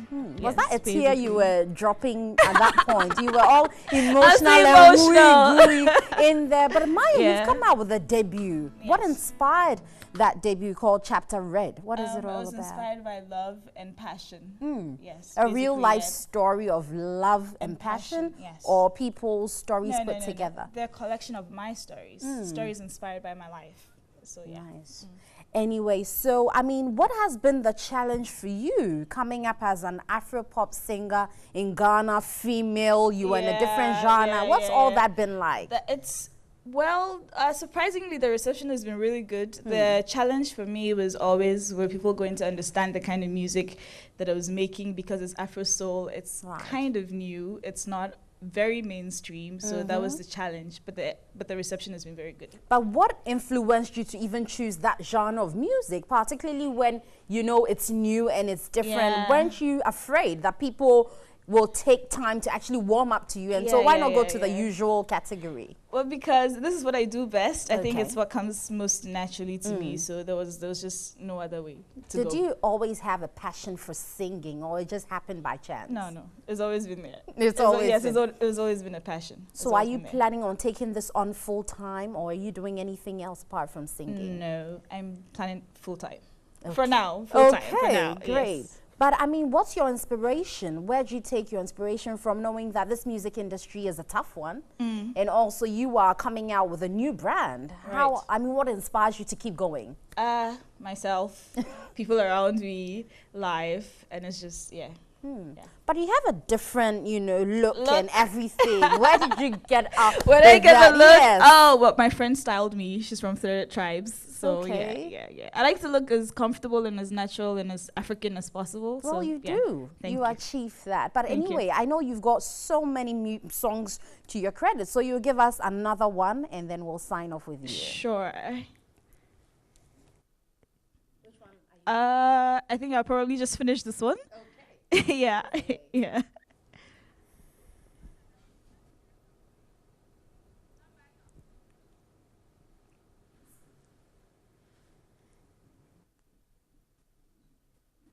We can be more if you want it. Boy, I'm just saying. No, when you're ready, I can be yours. We can be more if you want it. Boy, I'm just saying.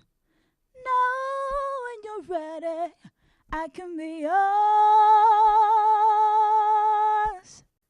Thank you.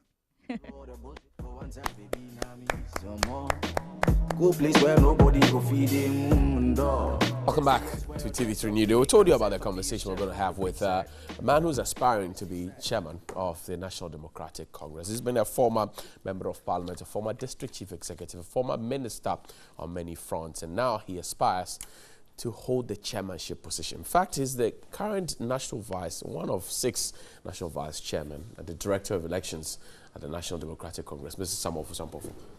Good to see you, sir. How are you doing, sir? I'm doing great by the grace of God. The Thursday morning, how's it going? So far, so good? Yes, it's been already hectic since morning. I'm just coming from your radio program, and today it appears that I'm doing a tour of your Media General. So I'm just coming from 3 radio, 3 FM, and then I'm here, and from here I'm going to Unua. Absolutely. Before I leave. Does it feel like being on a campaign trail? Yeah, it is still part of it, because this offers us a bigger platform to reach out to several hundreds of our delegates who will be watching us now. And so it gives you a unique opportunity. And so I want to thank you for the platform that has been created for me to be able to reach out, not only to delegates, but the teaming supporters of the party and Ghanaians at large.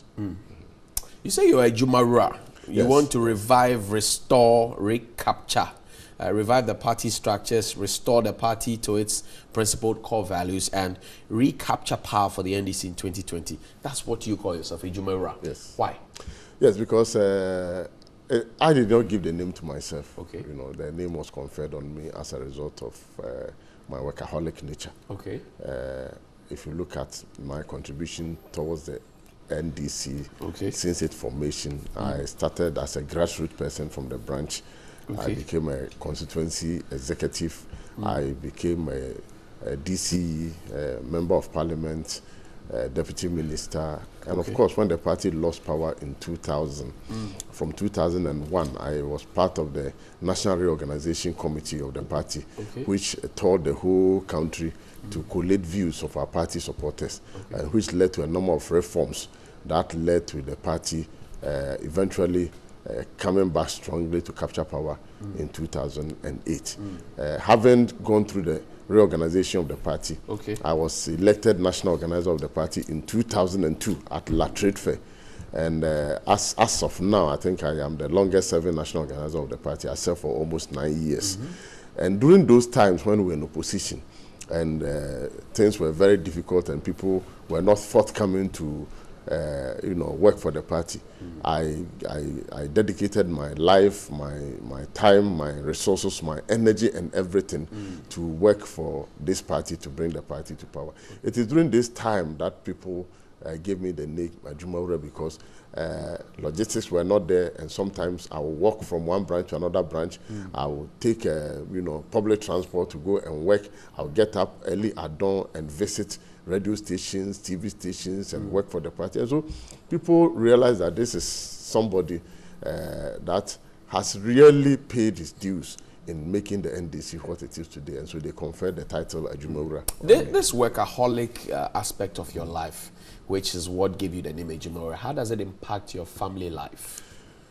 Well, my family had to pay a price for it, because the other time I was telling somebody that NDC was formed in 1992, and I was made the DC in 1993. Right. And I had uninterrupted working with the party for all these years, from 93 to 2018. That's about 25 years of uninterrupted service to the party. And indeed, at the party headquarters, I have been at the party headquarters for almost 17 years, serving under successive chairman, Dr. Badasamon for 4 years, Dr. Komnaji for 8 years, and then Dr. Kofi Potofi for 4 years. That brings the total to 16 years, plus the almost 1 year of National Reorganization Committee serving at the national level. That brings it to closely 17 years of uninterrupted service at the party. That's amazing. Your CV looks very amazing, but why do you want to revive the party structures? Is it lost? Is the party lost on this structures? Well, you see, when this party was formed in 1992, a lot more emphasis was placed on the structures of the party, i.e. the polling station, the wards, and then the constituencies, because elections are won at the polling station. And so you recall that Professor John Evans Atamils, may he so rest in peace, when in 2008, before the 2008 election, started the door-to-door campaign. That retail campaign was to focus on the smallest unit of the party, which is the polling station. We call it the branch, because we believe that the branch is where elections are won. And over the years, it appears to me that the concentration or the focus on the branch is not as effective as one would have. How long ago did the party depart from this? Not completely departing, but you see, I use the word effectively. So what I intend to do is to go back to basis. How were we doing it? We were meeting at the branch level. We were disseminating information at the branch level. At a point in time, people said, oh, there is even lack of information flow between the branch, the constituency, and the region. So we want to deepen that relationship. We want to deepen the involvement and making them feel that... It comes down to resources. Yeah, not only resources. It comes down to strategy. Because sometimes it is not always resources. It is reaching out, moving and having... In fact, you can decide to go and have meeting at the constituency level. But you can also decide that, look, let me draw a system where we will activate the branches and have meetings at the branch level. And I've indicated that as national chairman, I'll be moving to branches to have meetings with them. I have indicated that one of the things that we can do is that we have asked all the constituencies to furnish us with the meeting place of the branches. And then one of the things I would be doing is to appeal to the rank and file of our party that if you can't do anything at all for the party, let's get a small signage, a small signboard indicating a branch meeting place in a branch, the time for the meeting, so that people who live around there will know that for every Sunday, 4 o'clock to 6 o'clock, then DC branch in Abochi Hanya, in Teshi, or Jokuku, this is where they meet. Meeting. You see, that, first of all, will increase the visibility of the party and make the party more accessible to all those who want to help and contribute towards the building of the party. You want to restore the party to its principled core values. Restoration connotes to something that was lost, and you're trying to reinstall it, if you will. Has the party lost it, the core values, the principles, probity and accountability, all those things that Chema Rawlings spoke about? You see, we are a party which believes in social democracy, and we believe that we are each other's keeper. And so we believe in solidarity with one another. We believe in working with the grassroots. We believe in getting all hands on deck. And these are some of the principles and values that has kept the party. You recall that when we went to Cape Coast for our national party lunch, President Rawlings, who is our founder, indicated that let's not play to the game plan of the MPP. Let's go back to what makes the NDC win election. And what makes us win election is that we concentrate on building the capacity and building the party at the grassroots. You were vice chairperson then. Didn't you realize it then? You've been organizer. You helped President Mills come to power. And in 2016, these were not done. You saw it. What did you say?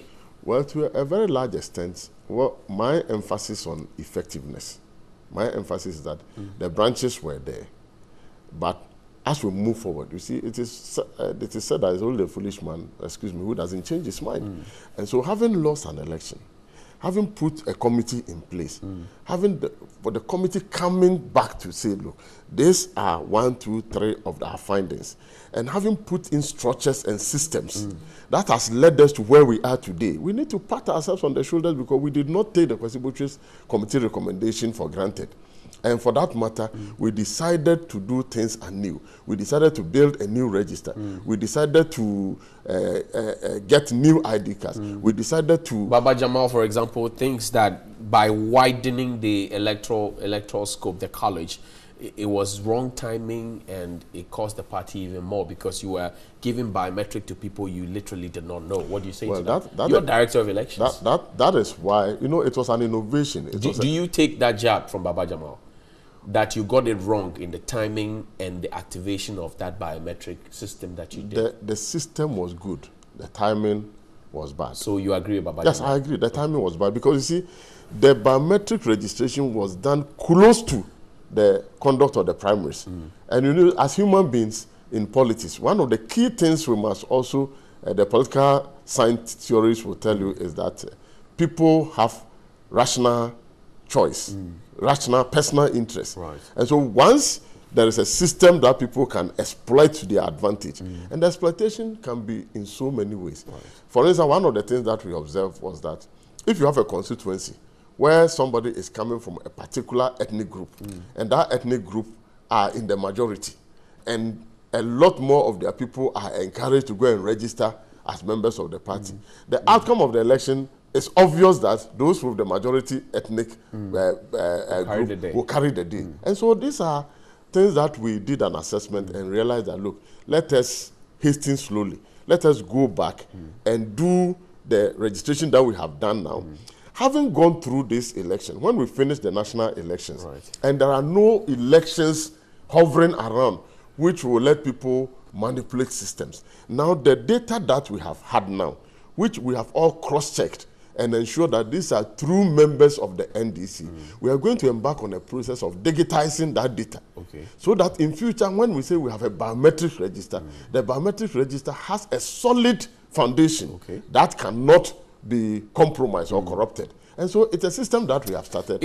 I believe that it will take us to its logical. Very well. Is the Kwesi Botwe report the panacea to the NDC's electoral woes? It is not the panacea, but it has contributed towards the reorganization. What part of the contribution has it made? Well, if you're rating scale of 0 to 100. The implementation of the program that we have done now, the establishment of the party school, because it indicated that there's a need for more education, enlightenment, capacity building for our people to understand what the party stands for, our philosophy, and our ways of doing things. We have set up a party school, and for the past 1 year, and I'm a member of the faculty of the party school, and I teach political activism, organization, and elections management. Gradually, we've been able to help our people to understand how even to undertake SWOT analysis of your own constituency, how to assess your chances, how to research into the party and micro research of our own branches and our own. And for me, it has opened the understanding of our party people so much so that I am proposing that under my leadership, our party election directorate, which is very centralized, in fact, election research directorate, we have a research director and 2 deputies. Right. And we don't have it replicated in the regions and the constituencies. And I'm pushing for decentralization of the research department so that we can have regional research officers and constituency research officers. Former President Rawlings believes that the current crop of executive must take a backbench to allow for fresh hands to come. You have been in the organizer, you have come as a vice chairman, you're a director of elections. Do you share his thoughts? Well, I don't share his thought. I think that we need experienced people to continue to be part of the party because, you see, experience cannot be bought. Okay. Some of us have lived it. I have been in the party office for over 16 years. I have seen the party evolving from one state to another. You have some people like Honorable Kofi Ato and others who have been there since 1992. Okay. Such people cannot be wished away. Their contribution is enormous.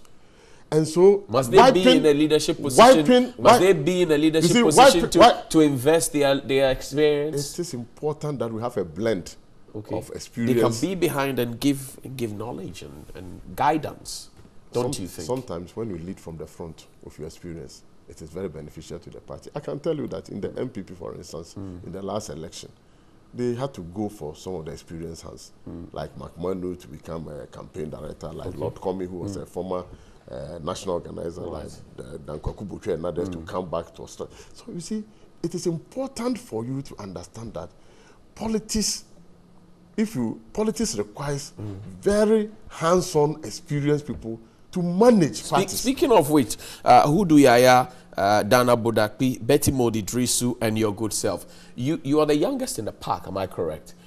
If you're talking about experience and longevity, then that would disadvantage you. Not at all. You see, in terms of age, I'm young, but in terms of party work, I think that I have been very much engaged in party work.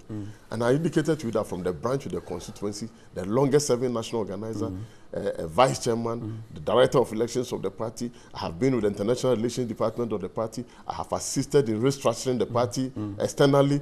It was through some of our efforts that we were, for instance, able to break the North American Coordinating Committee of the party, set up the Canada branch. I inaugurated the tri-state branch of Washington, Maryland, and Virginia. I have both international and local experience.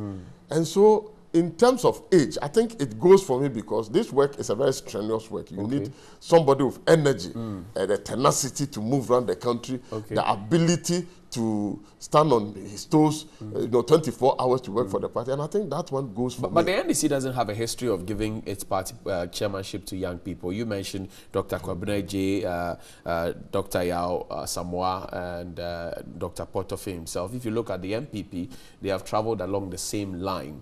Literally is more reserved to older persons. What makes you think that a paradigm will shift in your time? The dynamics of politics have changed and it keep on changing in this country. The youth are now taking the commanding height of politics. And anybody who relegate the youth to the background, you do it at your own peril. Boys for Mahama, girls for Mahama. So, no, you have asked me a question. So, okay. So you see, you need somebody who blend youthfulness and experience. And for me, it goes for me. Yesterday, when I was going to file my nomination, you could see the massive presence of the youth who were supporting. You see, you need them. You need to release the energy of the youth. Mr. Fosombo, if that's anything to go by, what we saw at the Accra Sports Stadium at the very last rally of the NDC following President Mahama, that Mr. Mahama shouldn't have lost the election in 2016, but he faced the biggest election defeat ever in the history of the NDC. How do you juggle the two as Director of Elections? Well, that was a national campaign, and any national campaign launched since 1992 has attracted a huge number of people. Even in 2000, when we lost the election, we attracted a huge number of people. Okay. So what I'm saying is that, see, these are the experiences that one has to go through. And I indicated everywhere that you have the Lionel Messi and the Barcelonas and the Real Madrid and the Ronaldo's superstars. They go into matches and they lose. Okay. When they lose, they don't give up. They go back and re-strategize. And the most important thing for us as a party is that we have done the re-strategization. And when you look at where the party has come up to now, in fact, it will interest you to know that even some of our branch chairmen are former DCEs, former ministers. They have gone back to take positions at the branch. You go to our constituencies and we have medical officers and people with PhDs who have gone, you know, to so the experience is there. So you see, a new wave of enthusiasm has been built into the party as a result of the party school that we set up and the kind of education that is going on. A lot more people feel that we have some contribution to make. So the caliber of people that we are even selecting right from the branch to the constituency to the region now shows that the party is doing. Sylvester Mensah said you were selling history when people were selling hope. Do you agree with him as Director of Elections? Well, I don't entirely agree with him because, you see, what the NDC was doing was to build a very solid foundation for the future of this country. For instance, see the kind of challenges that we are having with education infrastructure now. If the NDC had been around to continue the infrastructure development project in education, we wouldn't have come to this. You promised 200 schools. By the close of your tenure, you couldn't. 123 schools were under various stages of completion. Over 50 had been completed. And so you can imagine that it takes 18 months to complete one E-block. And so by this time, we would have finished with the 200 schools, and this double track or whatever it is wouldn't have been. Boys for Mahama, girls for Mahama, all of them were there. The resources went to them, but the party lost the election. Would you tolerate them as chairman? We will focus our attention first in building a resilient party structure. We'll focus our resources in ensuring that resources are directed to where it matters most, and that is the structure of the party. The branches, the constituencies, the regions ought to be given resources to enable them to perform their constitutionally mandated activities. Was the party office starved of resources? I should say that going forward. Was the party office starved of resources? Definitely resources were always not. Was the party office starved of resources as Director of Elections? Were you starved of the resources you needed to make sure the NDC won power in 2016? Well, the resources were not adequate to prosecute all the agenda. Who do you blame for it? It's a collective responsibility. Who do you blame? Who do you hold responsible? I don't blame any single individual. Because, thank you. Because we take collective responsibility and we are taking corrective measures to ensure that we right the wrongs as we move forward. As President Mahama indicated, that we have to right the wrongs and make sure that we chart a future that will be good for the party. And that's endorsing vigilante groups? No. I don't endorse vigilante groups. Okay. But I will encourage that the party set up a security and intelligence unit to provide internal security. Use the police. Use the police. Well, no, every party has its own internal security. We want Nana Akufo-Addo, who is the commander-in-chief of the Ghana Armed Forces, to disband the MPP vigilante. Thank you. I'm told we have to go, unfortunately. I wish you all the best. Thank you very much. We'll take a break here. We'll return. There's more here on Newday. Welcome back, and that's how the cookie crumbles here. Happy birthday to my own brother, Capito of Accra Academy 2002 year group. And if it's your birthday today, happy birthday to you. And to all of you who celebrated my birthday with me, thank you very much indeed. Know that I've been nominated for the RTP Morning Show Host of the Year, as well as Radio Development Show of the Year.